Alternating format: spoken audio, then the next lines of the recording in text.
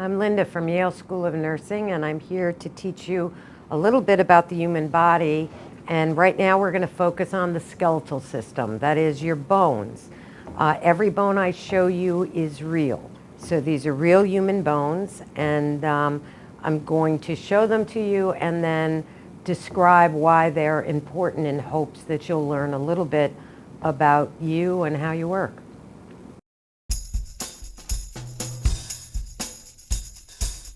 What do you think bones do? Anybody? Hold the structure.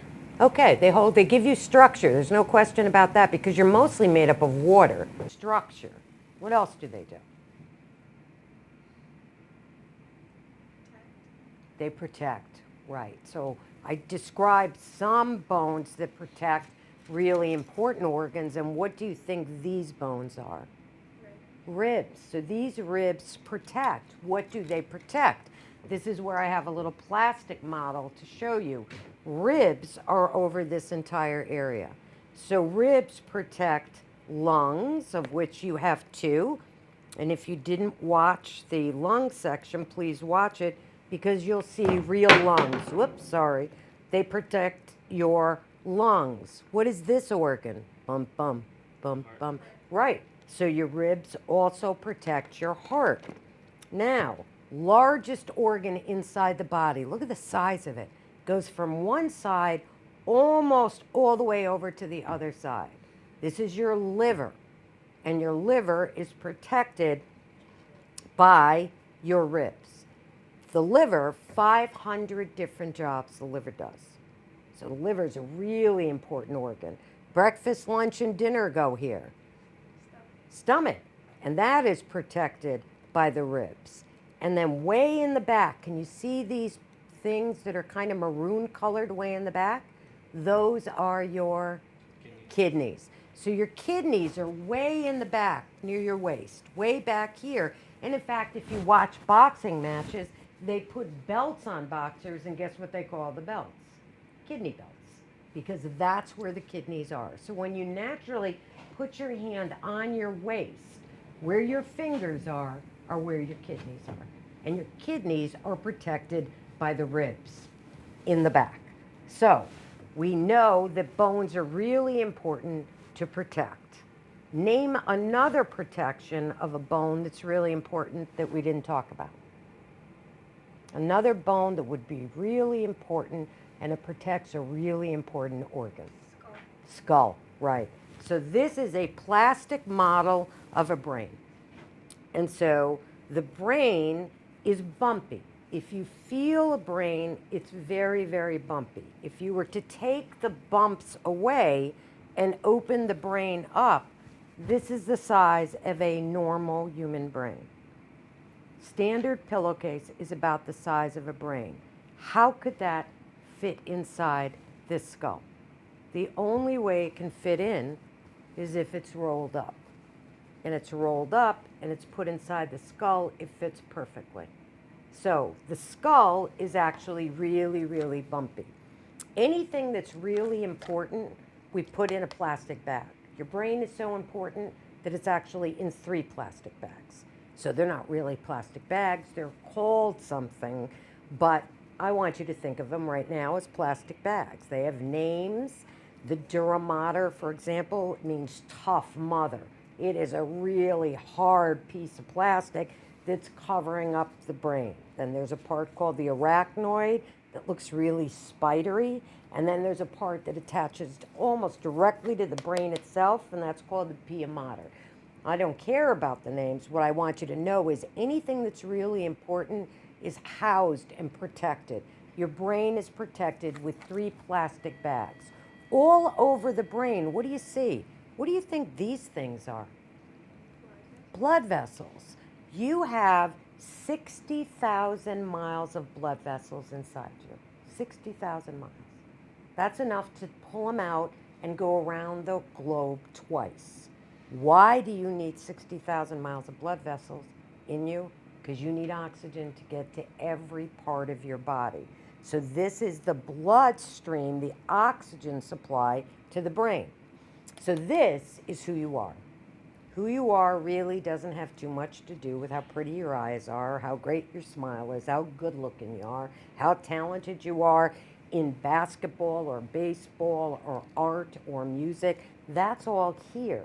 This is who you are. It's all your hopes, all your dreams. Right now, it's keeping your temperature about 98 degrees. Right now, this part's telling you to breathe 12 breaths a minute. This is keeping you alive, and this is you.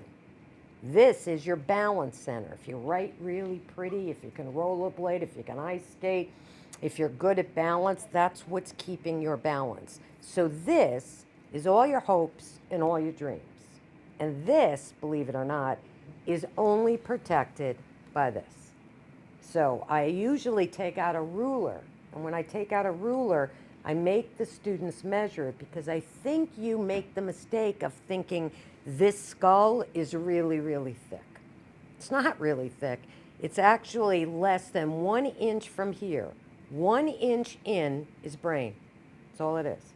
So think of it. This fits perfectly in here, snug as could be, and you only have 1 inch from here to brain.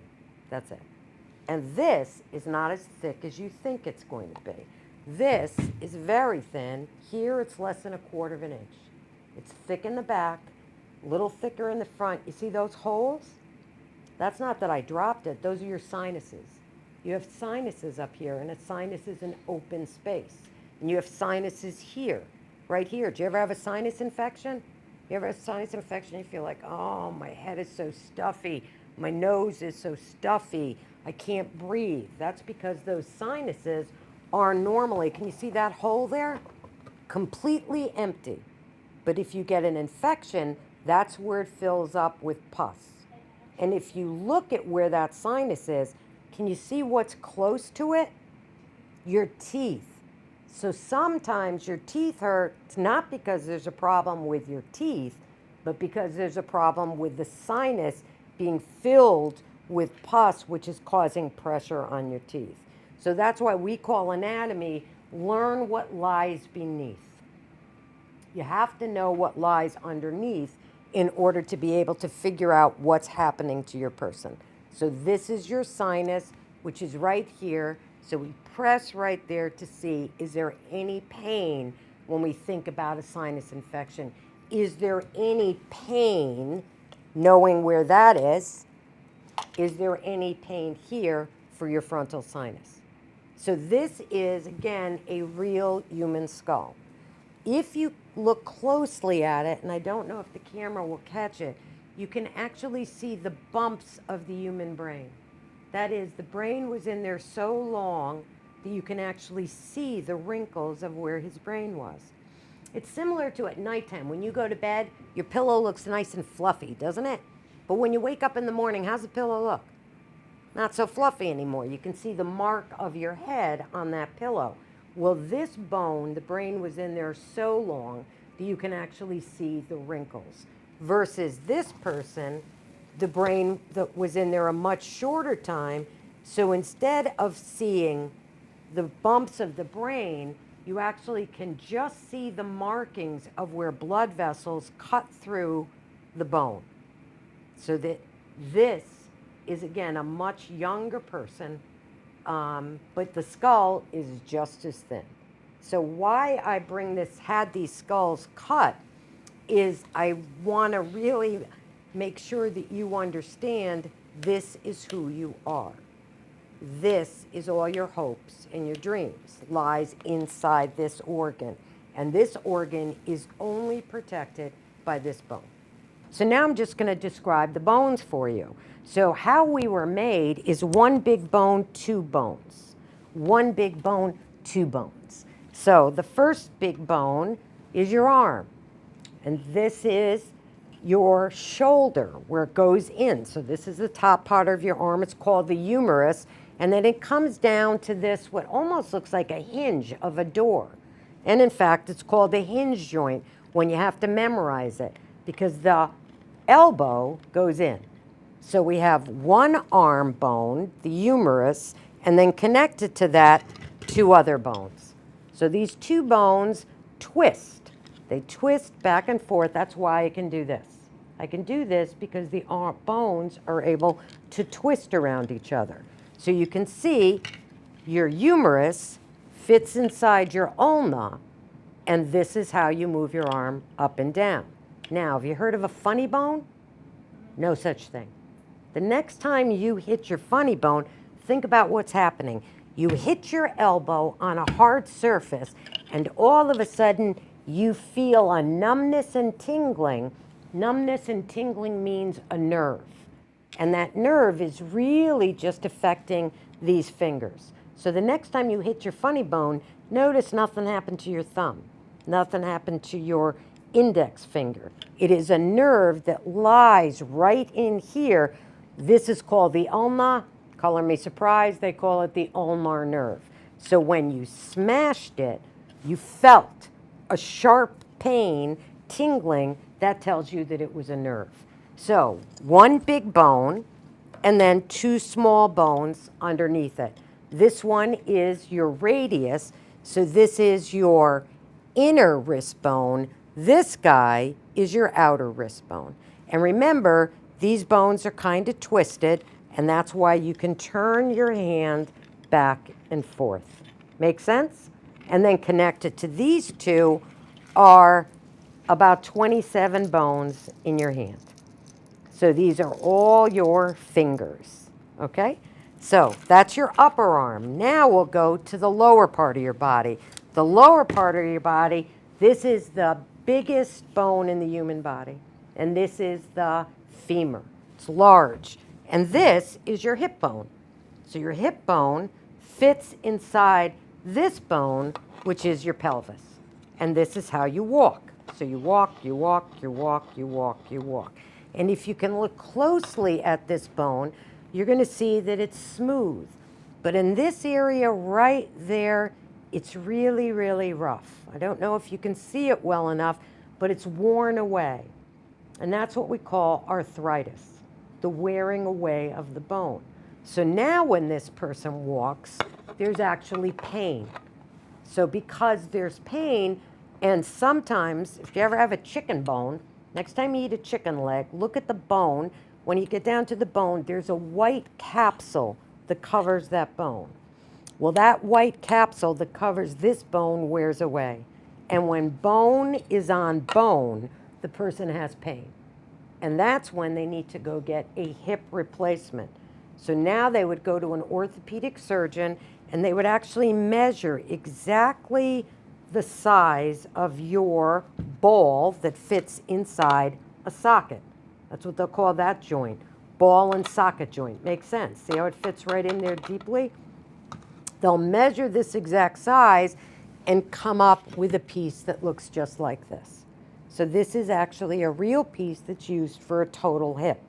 And the orthopedic surgeon would take this, which is measured perfectly, he would cut this bone, put this bone in, and now when the person goes to walk, no problem, no pain, because now we took away bone on bone, and now we're on this.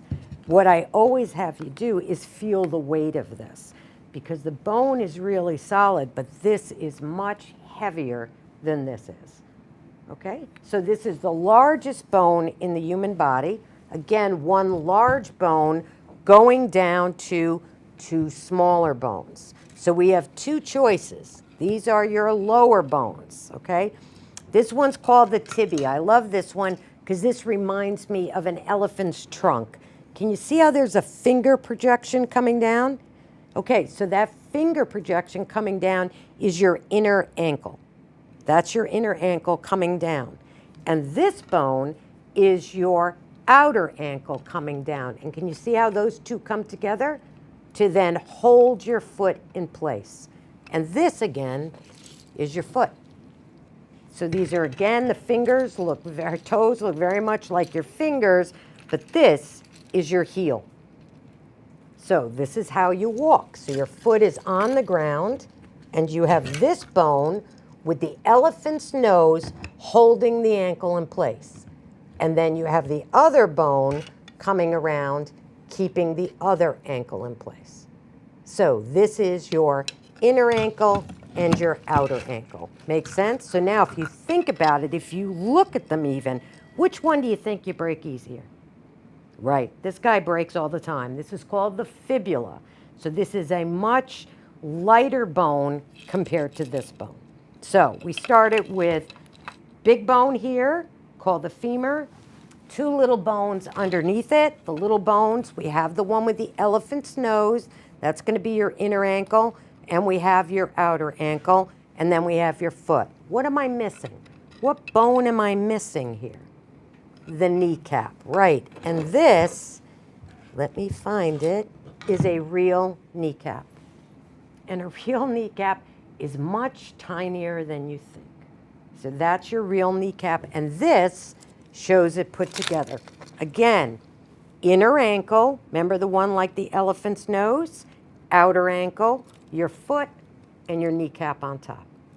So those are the bones of the lower part of your body. Okay? Then the bones we're missing are these bones. And this is called your pelvis. So now you put the pelvis together, and sometimes books lie. So when you look at a book, this bone is always together. But in actuality, if you found them, they would be broken apart. Why would they be broken apart? Because they're held together with cartilage. So when you looked at the skull, you didn't see any nose, right? Did you see any ears? No, because they're made of cartilage. So again, cartilage holds these bones together. So when you put your hand on your thigh and you bring it up, you're going to feel a bump right there. That bump is this bump right here. So most people think the pelvis looks like this. It doesn't. It's twisted like this, and that makes sense when you feel that bone right here. Okay? So when you look at bones, I don't know if you can come in close enough. I want you to notice that there's holes all over that bone. And if you see the holes all over that bone, it isn't because these were found in 1923 and kept in a closet. There's holes inside the bone because bones are alive. Most people think when they look at bone that they're just dead, hard tissue. They're not. They're very much alive. So inside you, you have blood. And blood is mostly made up of salt water, but it's got things in it. It's got red blood cells, it's got white blood cells, and it has something we call platelets. And platelets are what stop you from bleeding. Every second you are alive, you must produce 3 million new red blood cells, white blood cells, and platelets. 3 million. So if I count down by seconds, 3 million, 6 million, 9 million, 12 million, 15 million, 18 million. That's how many cells you have produced in the last 5 seconds. Where are those happening? Where are you producing them? You're producing them in bone. So when you look at bone, you will see holes all over the bone. And those holes are where the blood vessels are coming out, feeding the new supply of red blood cells to the rest of the body. Make sense? So 206 bones in the body. This is a bone I didn't show you. These are your wings out the back. We call them your scapula. And this is where your arm clips on. Now, this is the most frequently dislocated bone in the body. Now, doesn't that make sense? Look at what's to stop it from coming out the back. So I know some of you babysat, and in your lifetime you've done 1, 2, 3, wee with little kids. Don't do 1, 2, 3, wee. This is not a really, really good joint versus, look at this joint. Look how that bone really fits inside that hole. So this is in there much deeper. So you can see, I'll actually switch. You can see this fits in really, really deeply. And what we have is ligaments that hold that bone in place. But sometimes people dislocate their hip. Now, how could that happen? You'll see it in football injuries where somebody sweeps the knee. Can you see what would happen? You'd sweep the leg up and all of a sudden it would pop up. So it's really important that you think about what bones need extra protection. The bones that need extra protection are the bones in your skull because, what did I say? This is who you are. These are all your hopes, they are all your dreams, and this is only housed inside this. And remember, a quarter of an inch here, a quarter of an inch here. Okay, so we want to protect our head as much as we can. How are we going to do that? By wearing a helmet. What other bones protect us? The ribs. So what are we going to do every time we get in a car? Put on a seatbelt, because your lungs are protected, your heart, your liver, your stomach, your kidneys by your ribs, but real human ribs are not as strong as you think they are. Okay, so I think I've now showed you most of the bones in the human body. The last few bones I wanted to tell you about were right here, and this is where you hear from. So if you were to put this skull near my eyes, you could see that we're pretty much aligned. And you can see where my ear is, and you can see that's where my ear is. But that hole down lower, can you see that hole? That's actually where you hear from. So this is essentially like a microphone that's grabbing sound in and bringing it down lower to where the three tiniest bones in the human body are. And these bones are so tiny, you could see in my box of bones, I would lose these. These are your ear bones.